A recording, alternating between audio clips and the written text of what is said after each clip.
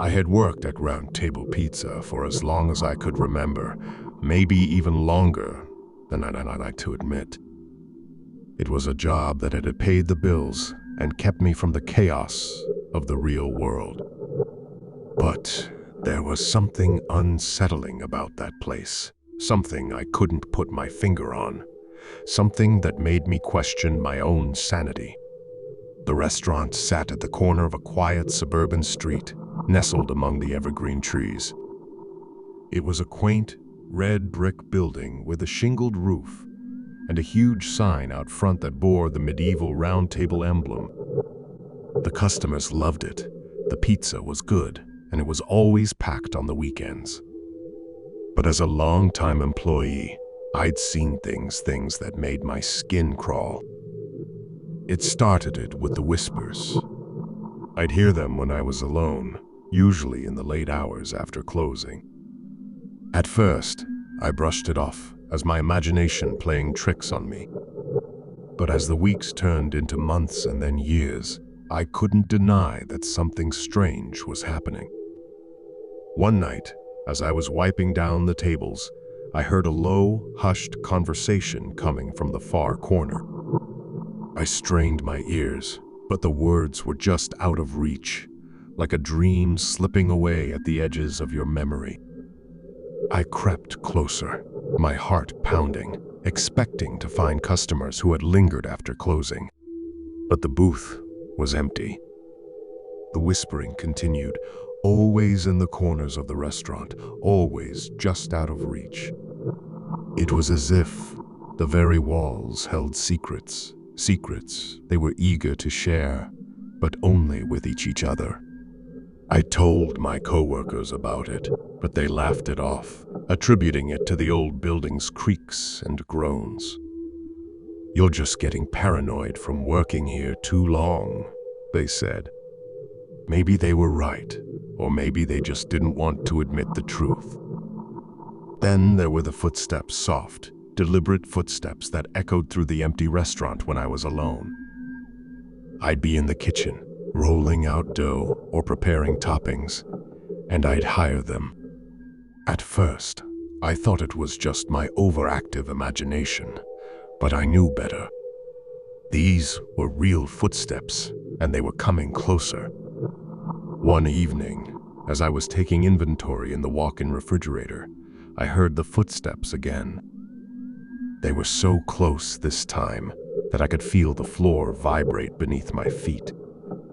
My heart raced, and I sped back against the cold metal shelves, clutching a bag of mozzarella cheese like it was a lifeline. But when I summoned the courage to peek out, there was no one there. The unsettling occurrences didn't stop there. Objects moved on their own.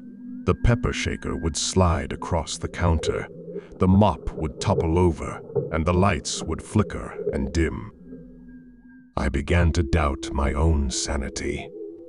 I couldn't explain any of it, and no one else seemed to notice or care. One night, as I was closing up alone, I saw something that sent a shiver down my spine. In the reflection of the front window, I saw a shadowy figure standing by the entrance.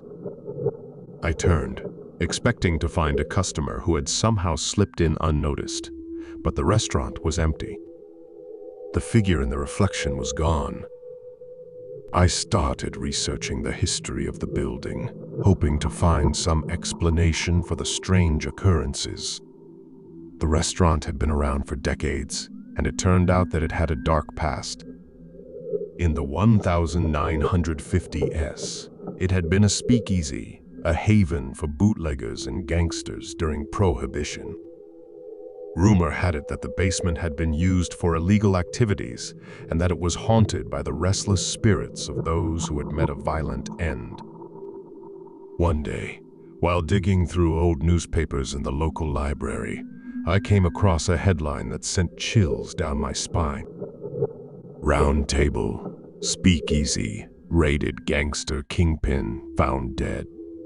The article described a violent shootout in the basement of the building, where the notorious gangster Mickey the Knife Sullivan had been gunned down by the police. The basement had been sealed off ever since.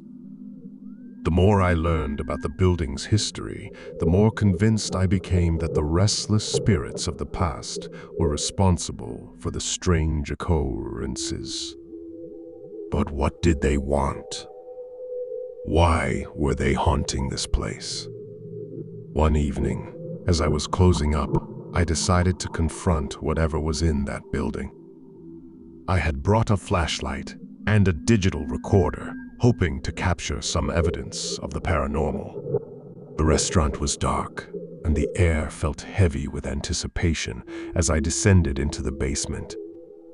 The basement was a maze of dimly lit corridors and small, windowless rooms.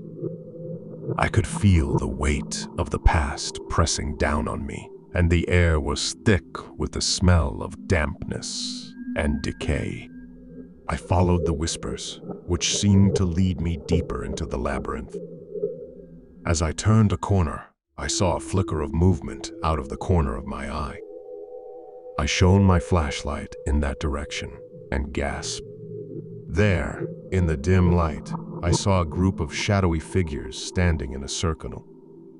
They were dressed in 1950s attire fedoras, trench coats, and pinstripe suits. I couldn't move, couldn't breathe as I watched them. They were frozen, like a photograph from another era.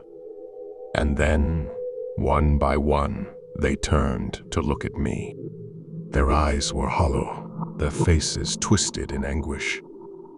I felt a wave of terror wash over me, and I stumbled backward, dropping the recorder. The figures began to advance, their footsteps echoing in the narrow corridor. I turned and ran, my heart pounding in my chest. I could hear their whispers growing louder, their voices filled with anger and despair. I burst out of the basement and slammed the door shut behind me, gasping for breath. I quit my job at Round Table Pizza the next day. I couldn't bear to be in that building any longer, couldn't face the restless spirits that haunted it. I left behind the whispers, the footsteps, and the shadows, but I couldn't erase the memories of that night in the basement. To this day, I wonder what those spirits wanted, what had kept them bound to that place for so long. I may never know, but I've learned one thing: some secrets are best left buried, and some places are better left unexplored. Round Table Pizza may look like any other restaurant from the outside, but within its walls, a darkness lingers. A darkness that can't be explained away by creaky old floors or overactive imaginations. And for those who dare to venture into the depths of that building, the shadows will whisper their secrets, and the past will come back to haunt them.